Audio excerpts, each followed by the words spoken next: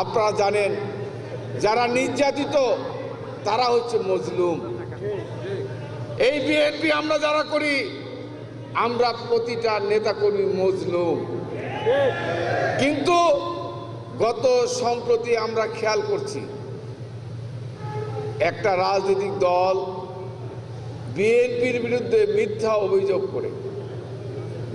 অভিযোগ করে বিএনপিকে বিতর্কিত করার জন্য, চাঁদাবাজ বানানোর জন্য, বিএনপিকে বিভিন্নভাবে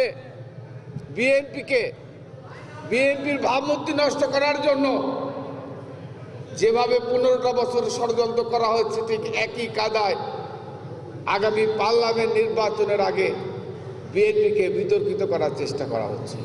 আমরা বিশ্বাস করি কোনো চাঁদাবাজ, মাস্তান, গুন্ডা, খুনি, মাস্তান, সন্ত্রাসীর স্থান বিএনপিতে হবে না।